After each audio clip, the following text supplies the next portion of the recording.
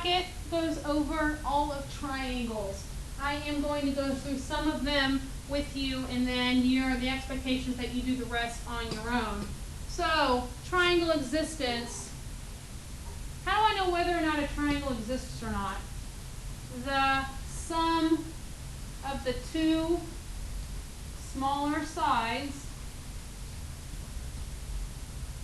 is greater than the largest side. So if I do the first example, I have to take my two smaller sides, add them together, and ask myself, is that greater than the largest side? 1.7 plus 2.3 is 4. 4 is greater than 3.1, so yes, a triangle exists. I expect you could do the last two on your own, and you can check the answer key on Google Classroom if you need to. How do you determine the possible range of the third side? So if I'm only given two numbers, how do I find the possible range for the third side? I add and subtract two sides to put in notation. The notation is number less than x less than number. That is your range. It tells you the numbers it could be between. So if I subtract 4 and 12, I get 8. If I add 4 and 12, I get 16. So any number between 8 and 16 make this statement true, would make a triangle exist. 8, however, would not, because this inequality symbol is not included. 16 would not, because this inequality symbol is not included. So really it's everything in between 9 and 15. So I expect you to do 2 and 3 on your own. Let's keep going. Arranging triangles. List the triangle from smallest angle to largest angle. If you look at that triangle, notice I only gave you sides. How do sides relate to angles? The smallest side relates to the smallest angle, the biggest side relates to the biggest angle. So I'm going smallest to largest. So the smallest side is 6, which relates to angle A, so angle A is my smallest, angle C is my medium, and angle B is my largest. Given the next triangle, in triangle ABC, draw a picture. Angle A is 26, angle B is 47.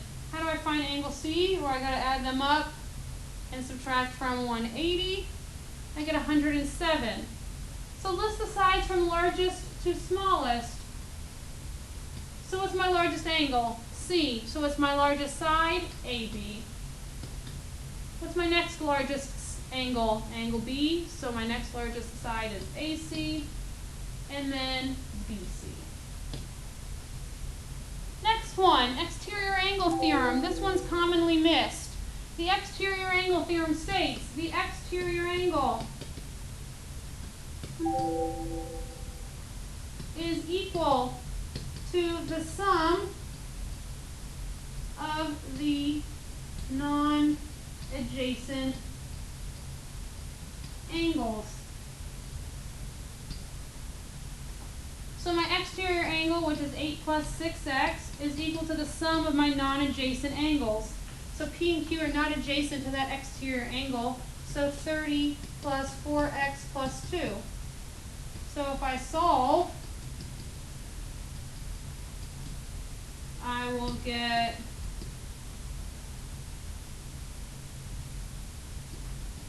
x is 12. Triangle congruence. In order to prove triangles are congruent, we have 5 different properties, 5 different postulates that will tell me triangles can be congruent. We have side, side, side, side, angle, side, angle, side, angle, angle, angle, side, and HL. HL only works for right triangles. These are the only postulates you can use in order to prove triangles are congruent. Looking at the first one, what postulate tells me those two triangles are congruent? Angle, side, angle. Look at the next one. My two triangles share a side, so I can assume that's congruent. So what theorem, which postulate tells me those two triangles are congruent? Well, since it's a right angle, I have the hypotenuse, I have a leg. is HL. Next one, I can assume this, side, angle, side. Next one, I can assume this, side, side, side. Flip your paper. Proofs. You have 5 statements, I need 5 reasons. I'm given that AB and CD are parallel, and I'm given that angles CBD and ADB are congruent. My goal is to prove those triangles are congruent. So step 1, AB is parallel to DC. That's given. Angle CBD and angle ADB are congruent. That's also given. BD is congruent to BD. What allows me to say that? The reflexive property. Next one, angle ABD and angle CDB are congruent. What allows me to say that? Whenever you see parallel lines, things are parallel. Think about all those angle relationships. What angle relationship allows me to say they're congruent? Alternate interior. So I have enough information to prove my triangles are congruent. Angle, side angle. If I look at the next one, 1, 2, 3, 4. Step 1 is given. Step 2 is the reflexive property. My 2 triangles are congruent. Y, HL. What's always the reason for the step after proving triangles are congruent? CPCTC.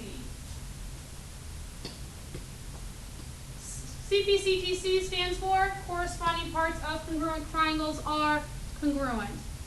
Similar triangles. In order to prove triangles are similar, I only have 3 postulates. Side, side, side similarity, angle, angle similarity, and side, angle, side similarity. I do not need any of the other postulates because once I have 2 angles, I'm done. I can immediately assume they're similar. So if I look at these problems here and here, I know those problems, how I'm going to solve them. Set up, proportion, and solve. So I look at the first one. You always do little triangle over big triangle. 15 over x minus 5 equals 18. Oh, I totally just messed up. I did the most common mistake. X minus 5 is not a side of a triangle. 15 over, I gotta find this whole side, which is x plus 10 because I gotta combine like terms. Other little side, 18 over my other side, that's gonna be x plus 14. So now I'm going to cross multiply and solve. I have 18x plus 180 equals 15x plus 210. I get 30 and then I get 3x, so x equals 10. I expect you to solve the next one. Let's talk about similar right triangles. Similar right triangles. Similar right triangles. This is when I am looking for altitude or a leg. To find the altitude, I do piece over altitude equals altitude over piece.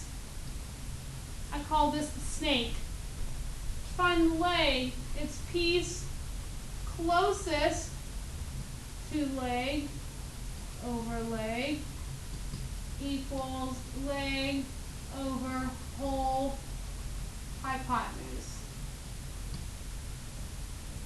So if I look at this first one, x, is it the altitude or is it the leg? It's the altitude.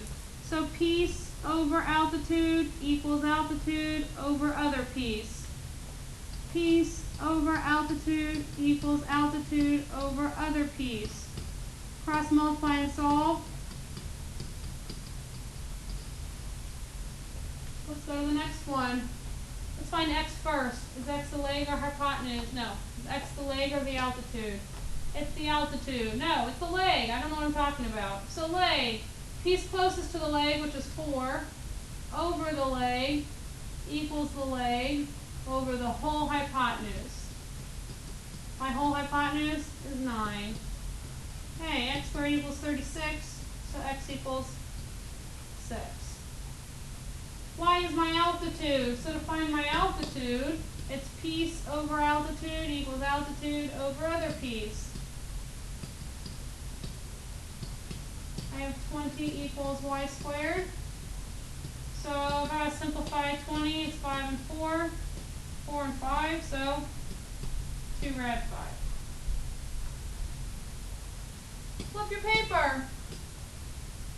Right triangles. 3 types of right triangle scenarios you can encounter. How do I know when to use them? When do I use the Pythagorean theorem? When given 2 sides and looking for a third. When do I use special right triangles? If I'm given 30, 60, 90 or 45, 45, 90. When do I use trig functions? When given random angle measures or when looking for an angle. So all of these are the Pythagorean theorem. I'm going to do one. Find x. I'm looking for a side. I'm going to do the Pythagorean theorem. So x squared plus 12 squared equals 13 squared.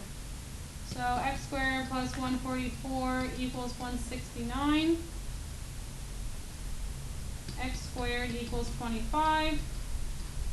X equals 5. You can do the next ones. Let's keep going. It says verify that the triangle is a right triangle. So this is obviously looks like C, so that's A or B. C is your hypotenuse, it's always your longest measure. So I need to see C squared plus 8 squared, does that equal 9 squared?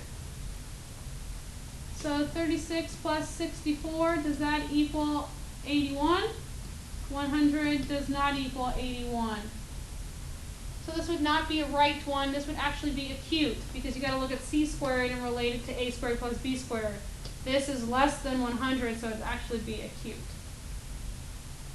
Let's look at a word problem. A park is the shape of a rectangle, here's my park, 8 miles long and 6 miles wide. How much shorter, I should say shorter, is your walk if you walk diagonally across the park? I gotta do the Pythagorean theorem. 8 squared plus 6 squared equals x squared.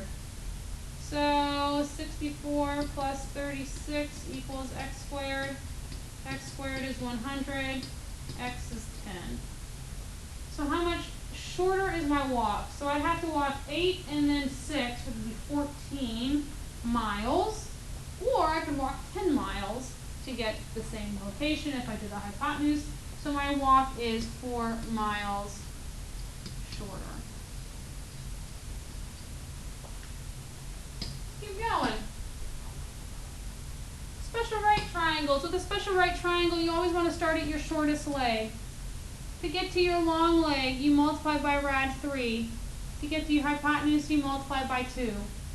To go in the reverse direction, you obviously divide. I cannot go from the long leg to the hypotenuse, so you always want to be at the short leg when possible.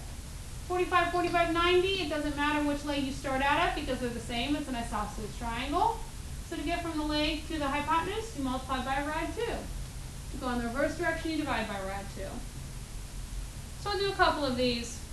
Looking at number 1, it's a 45, 45, 90 triangle. So that's 6, that's 6.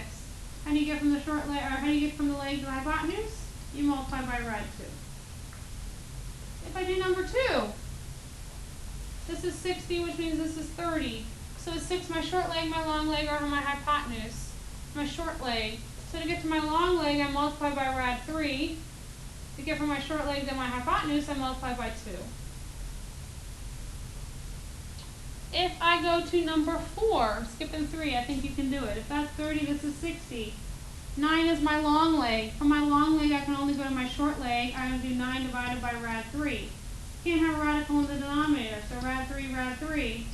So I have 9 rad 3 over 3, which 9 and 3 can clean up. It's 3 rad 3. To get from the short leg to the hypotenuse, I multiply by 2. I have faith you can finish these problems. Trig functions. When you think it's trig, you have to think so, ka, so, Another thing you really want to make sure, put calc in degrees. If your calculator is not in the degrees mode, it's totally wrong, so be very careful. 38 is my reference angle. Label OAH.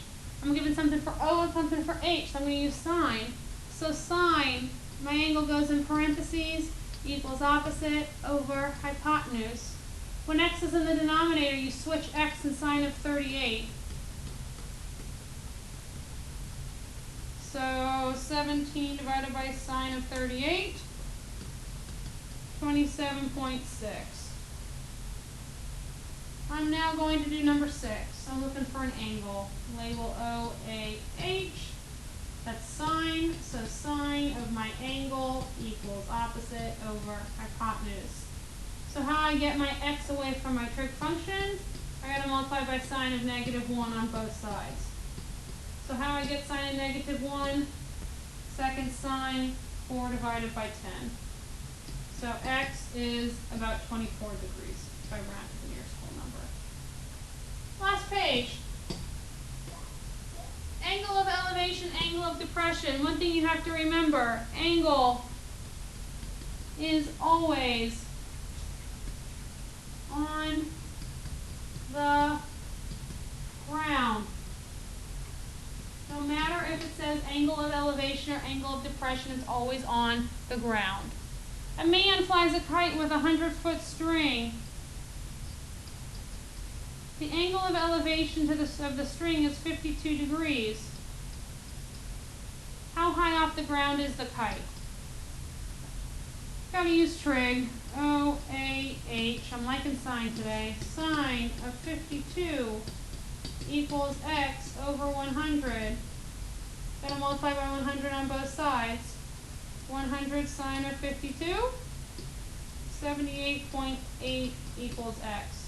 So my kite is 78.8 feet off the ground. The rest of these problems are all very similar. Take a stab at them. If you have questions, come talk to me.